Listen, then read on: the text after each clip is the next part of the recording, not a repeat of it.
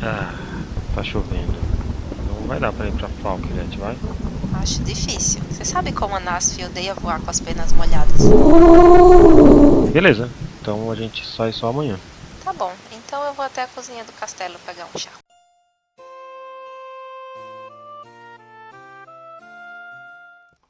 Olá pessoal, bem-vindos ao castelo.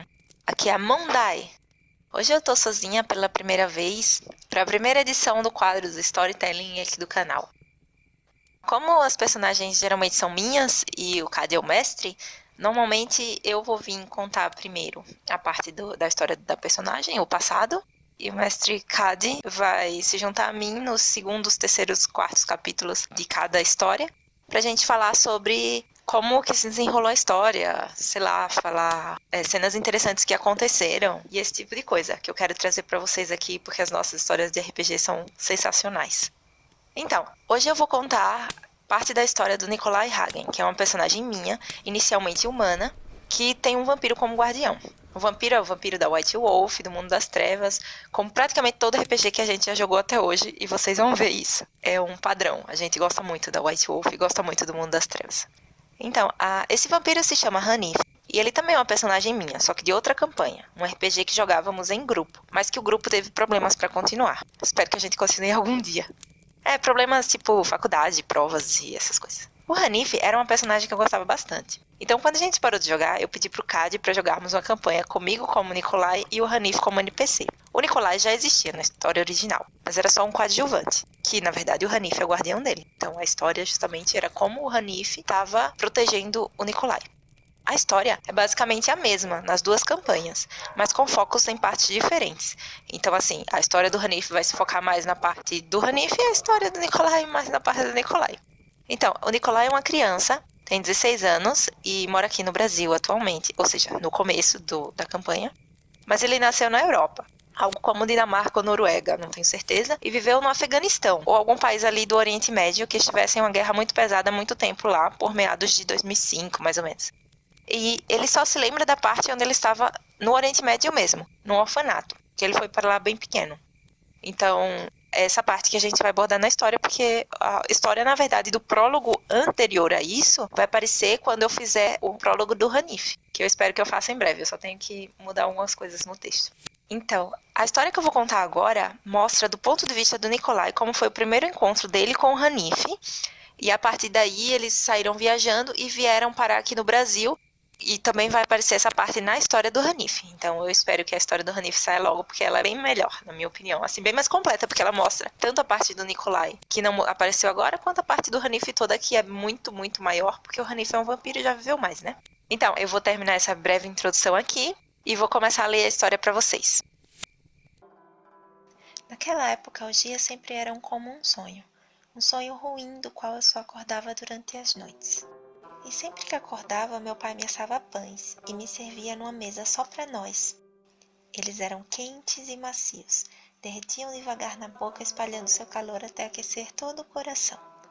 Então, todas as noites, ele me pegava em seu colo e cantava para mim, canções que falavam de Deus, de como ele nos protegeria de todo o mal, se nós confiássemos nele.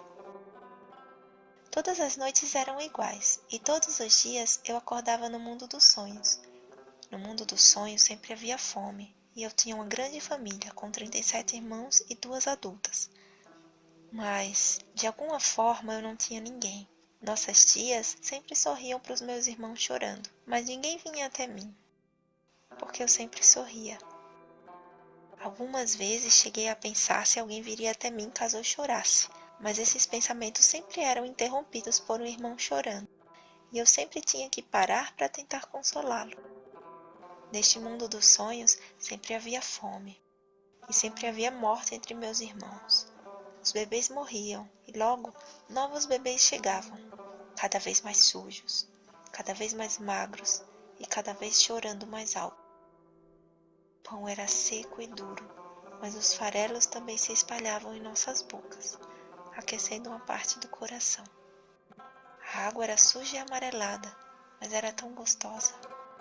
E, de alguma forma, eu sabia que se aguentasse o dia inteiro, à noite teria o colo de papai de novo. Por isso, Todas as noites eu rezava. Sempre pedia a Deus para me levar para o colo do papai para ouvir sua voz cantando comigo de novo.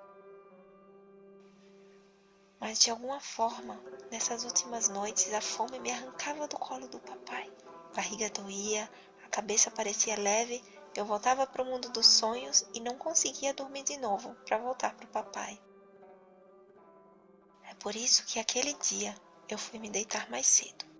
E antes disso eu rezei todo o rosário que fiz com nós nas contas de uma corda.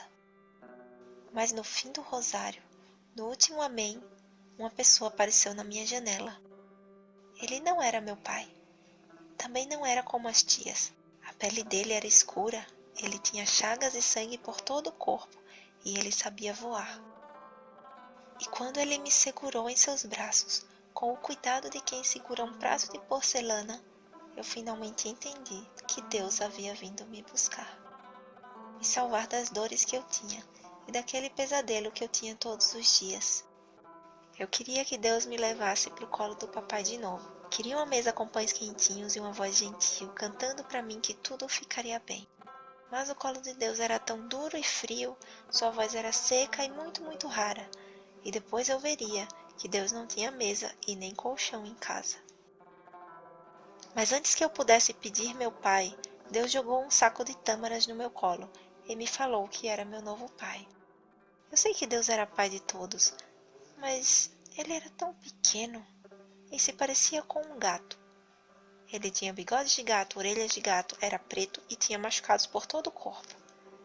Ele só era maior e não parecia estar morrendo. Mas eu não achei que devia chamá-lo de pai. Coloquei as tâmaras uma depois da outra na boca.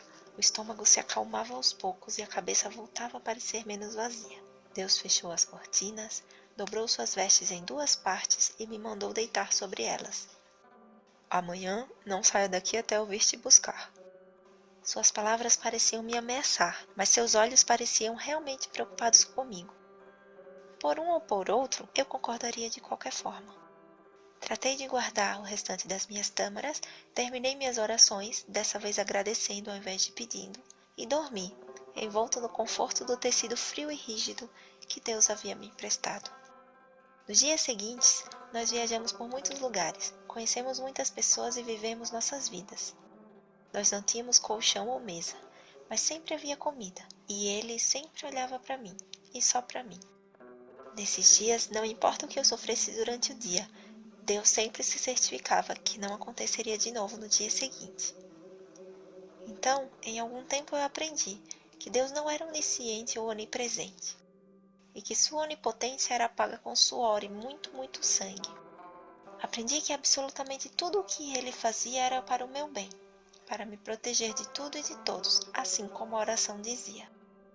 E de alguma forma, dentro da minha limitada força, tudo o que eu fazia também era para o seu bem.